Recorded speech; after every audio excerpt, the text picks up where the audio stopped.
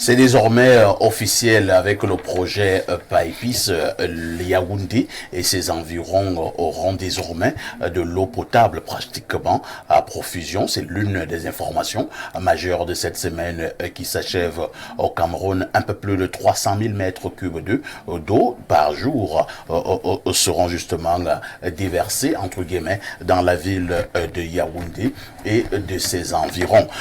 Roger Justin Noir, quand c'est mauvais, il faut le dire. Quand c'est bon, certains pensent également qu'il faut le relever. Je vous amène à constater que le 31 décembre dernier, lors de son discours à la nation, comme d'habitude, le président de la République avait fait cette promesse. Maintenant, on peut dire chose promise, chose due. Mais avant, parfois ici, je voudrais dire que le spectacle que la FECAFOOT, le MICEP, livre aux Camerounais au monde entier, devrait avoir un habit, s'il y en avait encore un, qui est Paul Biya. J'avoue que nous ne sommes plus... Il est carrément absent. Nous avons tourné la page. Oui, je sais qu'on a tourné la page, mais c'est important de le dire. Oui, il est carrément absent. Évoluons. Et on peut vivre ce spectacle-là qui agace les Camerounais au plus haut point. Cela dit, sur la question que vous posez relative à l'eau potable à Yaoundé, je suis d'accord qu'il y aura de l'eau à Yaoundé, mais je vais démontrer tout à l'heure que ce n'est pas à profusion. Ce qui est important déjà de relever, c'est que le projet arrive à terme, même si c'est avec 4 ans de retard, parce qu'il faut savoir que ce projet PAEPIS a été lancé en 2016, avec une date butoir, une première date butoir, celle de fin de l'exécution du projet en 2020. Mais alors le Premier ministre a constaté en 2020 que le projet ne pouvait pas être livré à temps. Je rappelle qu'en juillet 2019, selon le ministère de l'Eau et de l'Énergie, il était réalisé à 50,02% pour être exact. Et en 2020, on n'a pas pu atteindre la fin du projet.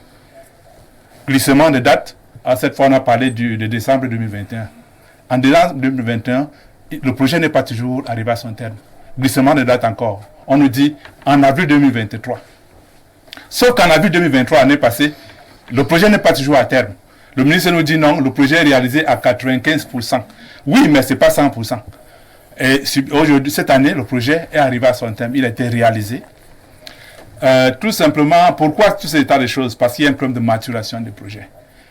Ce qui a essentiellement bloqué l'avancement du projet, c'est le paiement des indemnités aux populations concernées par le déguerpissement entraîné par le projet. Cela dit, il faut être clair. La demande d'eau potable à Yaoundé oscille entre 260 et 315 000 mètres cubes par jour. Jusqu'ici, l'offre était des usines de Komyada et de la Meufou était au total de 185 000 mètres cubes d'eau. Le projet, nous dit-on, va permettre à Yaoundé d'avoir 300 000 mètres cubes d'eau par jour de plus. Mais la réalité est que tous les habitants de Yaoundé n'auront pas d'eau. Et pourquoi? À cause de la vétusté des canalisations, d'une part, et à cause de l'inadaptation du réseau de distribution à la pression venant de la station de captage de pompage de Bachenga. Et il vous souvient que le gouvernement a signé en septembre 2022 un accord commercial avec une entreprise indienne pour le projet de reconfiguration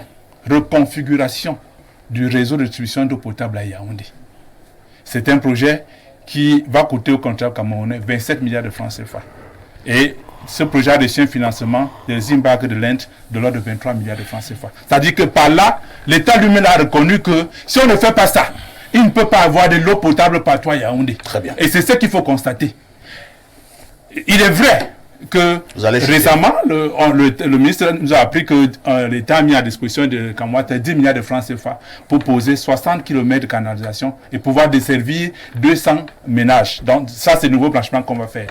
Mais la réalité est là. On ne peut pas encore avoir de l'eau partout à Yaoundé. Mais cependant, il faut dire que du fait qu'on ait déjà d'eau, il y a quelques mois, c'était compliqué d'avoir de l'eau à Yaoundé. Parce que l'eau qui vous arrivait à la pompe défiait toutes les leçons que nous avons apprises à l'école primaire.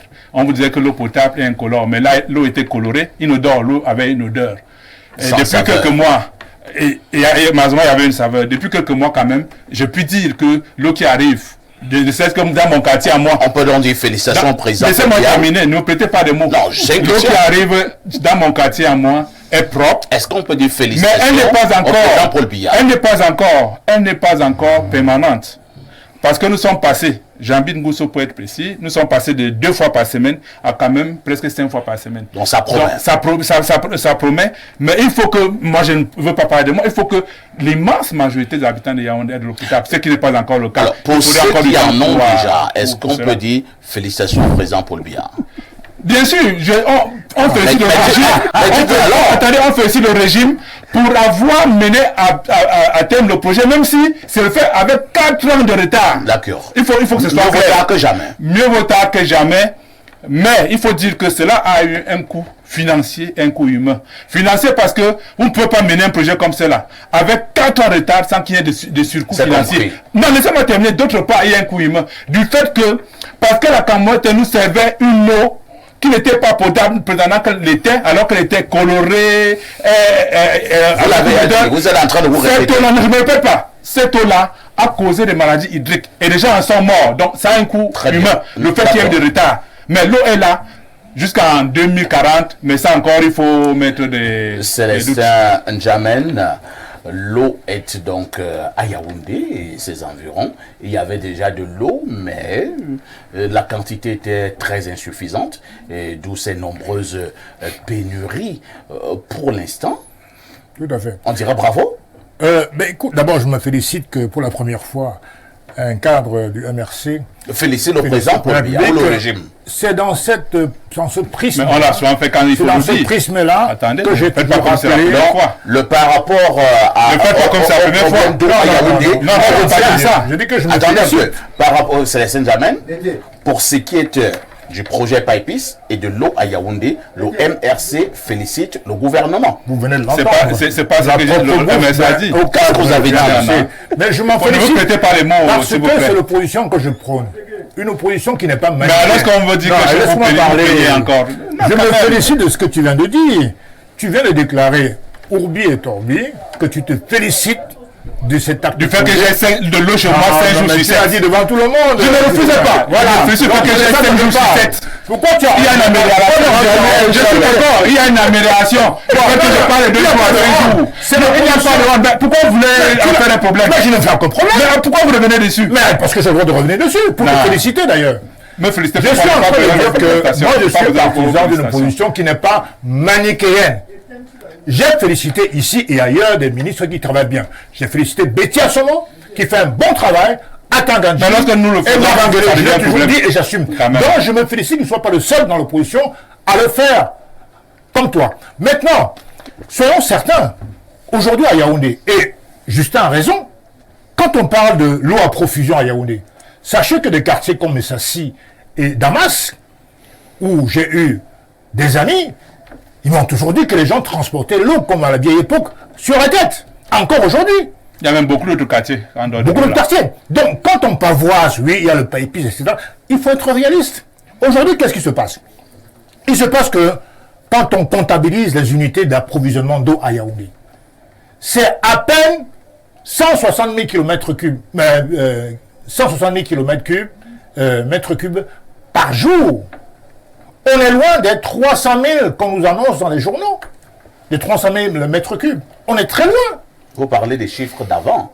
On vous parle maintenant de la mise, ce projet, la mise en œuvre du projet PAEPIS qui a connu à l'heure où je vous parle, il y a Oui. des quartiers à Yaoundé où il n'y a pas l'eau à profusion comme on l'annonce dans les journaux. Nous allons suivre, les Yaoundéens tout à l'heure. Hein. Vous permettez qu'on puisse... Ils peuvent même appeler Info TV pour savoir, effectivement, pour témoigner. C'est ce que je suis en train de dire. Je vous propose de suivre cet élément qui a été réalisé par la rédaction d'Info TV au sujet justement de cette actualité concernant l'approvisionnement en eau potable à Yaoundé. On écoute.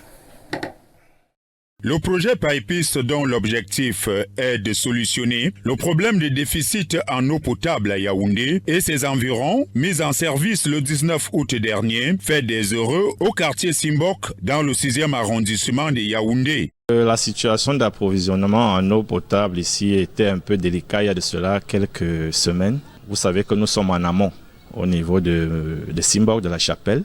Présentement, nous constatons beaucoup d'améliorations parce qu'avant, pour avoir de l'eau, il fallait se lever à 3h, 4h du matin pour pouvoir remplir quelques bidons.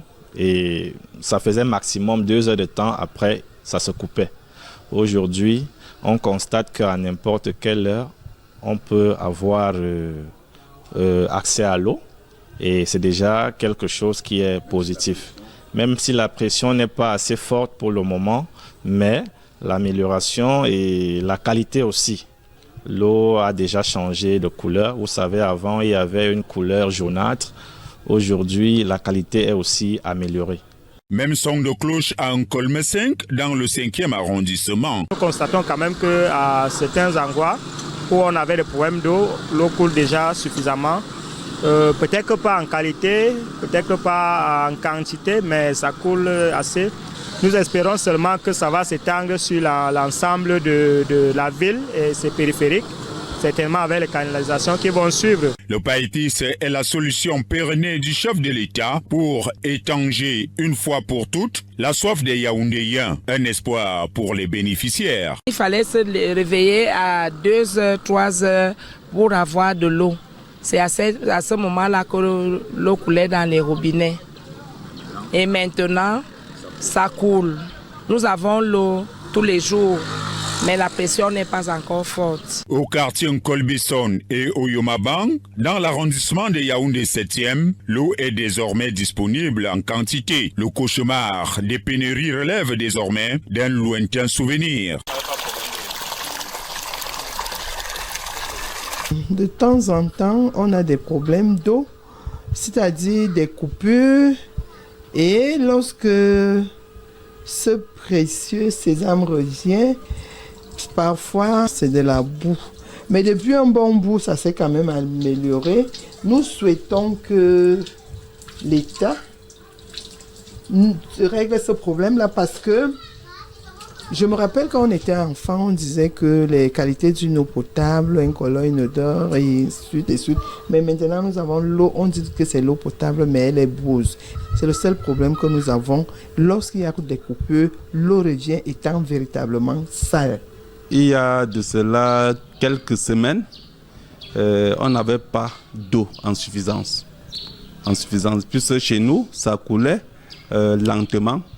Et tandis que chez le voisin même qui est un peu au niveau très très haut là, ça ne coulait pas. Ah oui. Maintenant, il y a de cela 3 jours, j'ai constaté une forte pression d'eau chez nous. Bon, et quand je me suis rapproché chez mon voisin, il m'a dit, puisque c'est d'abord un ami, il m'a dit que chez lui ça coule déjà, que la situation s'est arrangée. Les habitants de Yaoundé, satisfaits de cette initiative, ne peuvent que dire merci au chef de l'État. Nous remercions l'État camerounais pour ses efforts concernant le projet PAEPIS du côté de Batchenga. Jusqu'ici, on constate que l'État fait vraiment beaucoup d'efforts pour que les populations soient satisfaites en termes d'eau. Merci au gouvernement et je crois que c'est au ministre de l'eau et de l'énergie. Les efforts sont faits, on ne peut que dire merci au chef de l'État et à son gouvernement qui essaye tant qu'ils peuvent d'accorder de l'importance. Vous savez, l'eau c'est la vie et sans eau on ne peut rien faire. Donc avec ce que nous avons déjà là, nous espérons que cela va continuer, pas seulement au niveau de ce projet de l'eau, mais aussi pour l'ensemble des projets qui sont ici lancés dans l'ensemble du pays. Avec cette initiative du chef de l'État, le gouvernement camerounais s'affirme comme un acteur clé dans la promotion de l'accès à l'eau potable, élément essentiel au bien-être et la dignité des citoyens. Bon retour sur ce plateau sur Info TV dans le cadre justement de votre programme Libre Expression. Nous voulions d'abord écouter ces avis de quelques Yaoundéens et cette fois-ci je passe la parole à Abel Elimbi Lobé. Abel Elimbi Lobé, c'est vrai que le président Paul Biya a dit que tant que Yaoundé respire, le Cameroun vit, mais là nous parlons quand même justement de l'eau. Pour Yaoundé, on peut dire que c'est apprécié et appréciable, mais le Cameroun ne se résume pas seulement à Yaoundé. Que faisons-nous des autres localités lorsque nous parlons de l'eau potable? Question très pertinente pour apprécier le bilan de 40 ans de règne du président Biya. Vous savez, ce ne sont pas les bonnes idées qui ont manqué au président Biya. Il les a professées chaque fois qu'il en avait l'occasion. Il a mis en route, en tant que chef de l'État, ce qui devrait être fait. Il a manqué à son propre niveau, à mon sens, son suivi, mais il lui a surtout manqué les hommes. Les hommes, la qualité des hommes chargés de mettre en application les ambitions du président lui ont fait terriblement défaut 40 ans durant. Au point que j'ai gardé ce morceau choisi à nos téléspectateurs d'aujourd'hui. Paul dit aux Romains dans le chapitre 13, verset 7, « Rendez à tous ce qui leur est dû. À qui exige l'impôt, l'impôt. À qui exige le tribut, le tribut. À qui exige la crainte, la crainte. À qui exige l'honneur, l'honneur. » La rareté de la bonne qualité, les hommes de bonne qualité, fait en sorte que lorsque nous avons des gens, même s'ils ne sont pas dans notre camp politique, comme Gaston Elundu et Somba, capables de prendre une affaire, la conduire. Tout le monde voit un ministre qui s'implique pour réussir. De même que nous célébrons nos grands footballeurs, nous devons pouvoir célébrer nos capitaines d'industrie, comme le directeur du port, qui conduit la transformation du port, comme Elundu, parce qu'avant Elundu, à cet endroit-là, dans ce ministère, et pour ce projet, on a eu les signes, on a eu la Tanganamibara qui se sont retrouvés. À Tanganakuna, tu voulais dire? À Tanganakuna, pardon, qui se sont retrouvés carrément en prison. Il est venu trouver ce projet. Enfin, il a pu faire aboutir ce projet au crépuscule. Parce que le président de la République aurait même pu partir sans avoir pu faire arriver à terme un projet aussi vital. Dans tous les pays du monde, la maîtrise de la disponibilité de l'eau et de l'électricité sont les maîtrises essentielles. Parce que sans ces deux outils-là, l'eau et l'électricité, vous ne pouvez pas faire le développement économique. Quand je suis arrivé à Yaoundé en 84, pour venir faire l'université, j'ai trouvé le projet Colavino. Personne ne sait ce qu'il était devenu. D'année en année, la disponibilité de l'eau à Yaoundé était devenue terrible. Au point où quand vous entrez dans les toilettes des maisons, vous vous retrouvez dans des situations intenables parce que les gens n'ont pas d'eau. Donc si Elundu, à côté de son mentor, le président de la République, se sont donné la main, ils se sont tenus la main et sont parvenus à faire aboutir ce projet, je dis, c'est bien, donnons à Elundu l'honneur qu'il lui faut. Ça ne change rien au bilan quasi mitigé du président Biya, qui en 40 ans, il a fait ce qu'il a pu, et ce qu'il a pu pour 40 ans est très peu. Les bons points donc du ministre Elundu Somba venant d'un opposant qui s'appelle Elimbi Lobé. Ce n'est pas tous les jours que nous avons cela sur un plateau de télévision. Tous les jours sur ce plateau, je dis qu'il y a quelques perles la transformation que Mikoulou Non, on a compris. a faite à la CNPS pour que les gens qui venaient à 4 h le matin pour toucher leur C'est argent compris. pour vivre. On va passer la parole à l'honorable. On a compris, Abel Elimbi. On passe cette fois-ci la parole à l'honorable et l'honorable et Somba Bongono. Tellement vous avez parlé du ministre.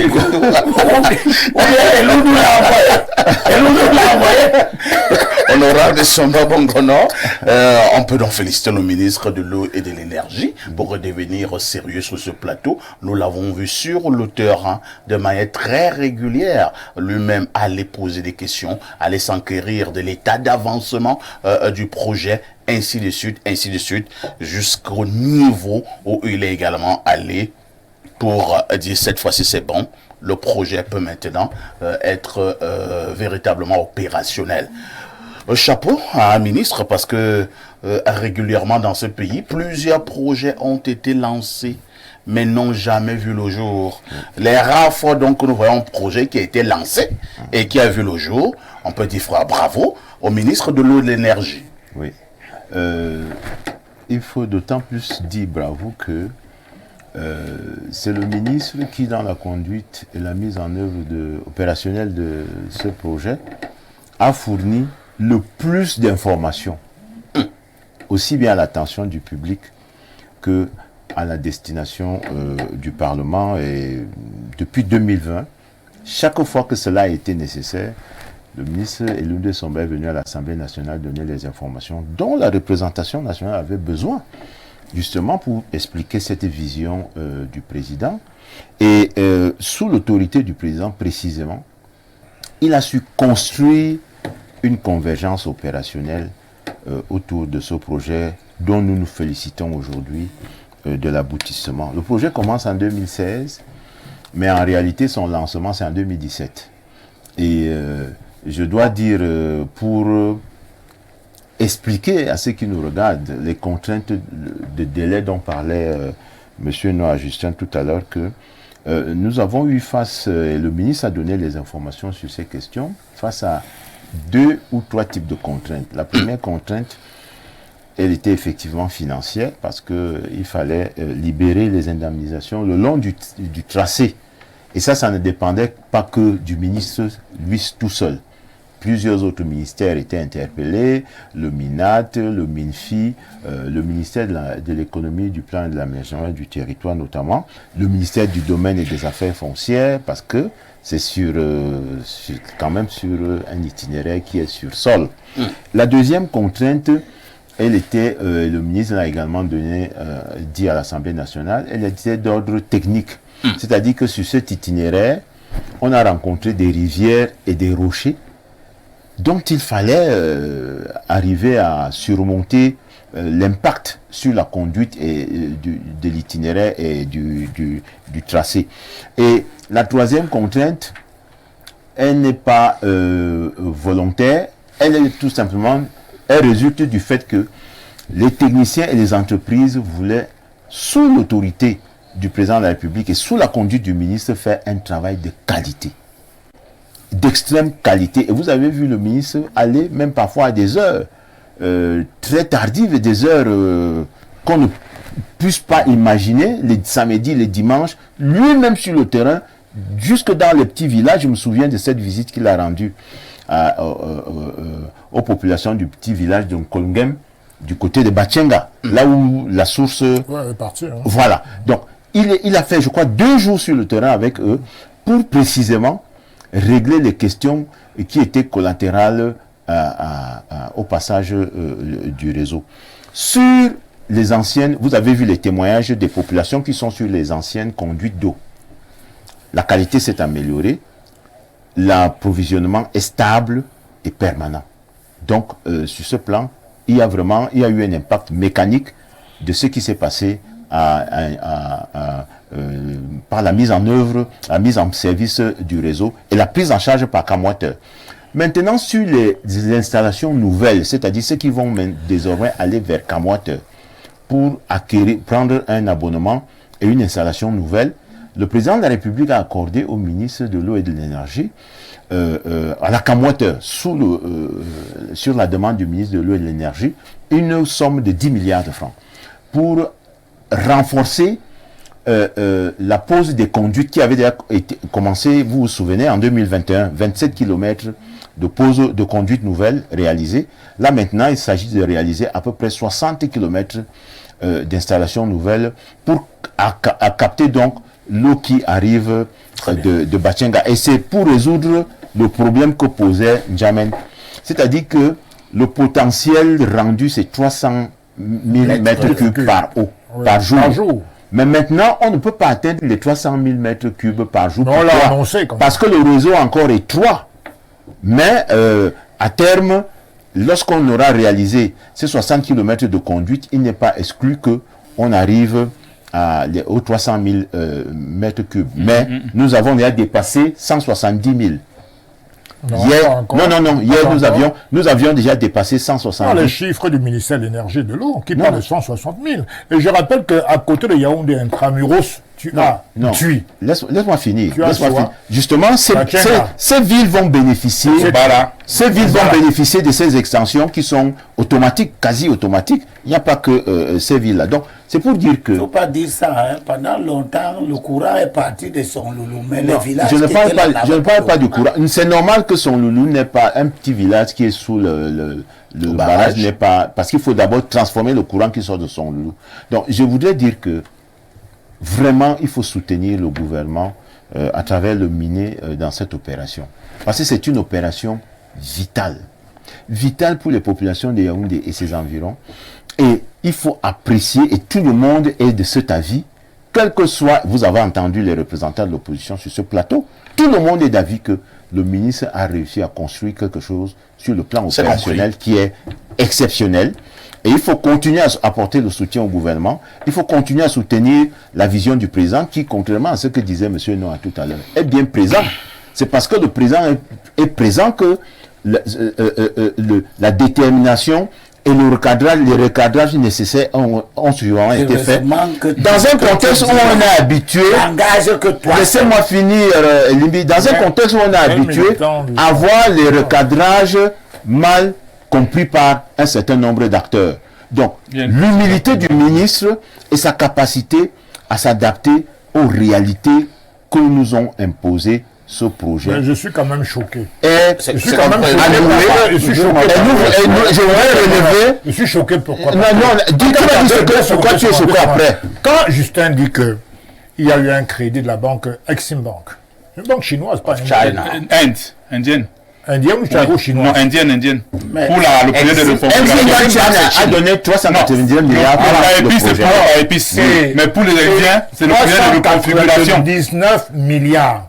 Et l'entreprise qui gère cette opération, Papis, c'est une entreprise chinoise, Sinomac.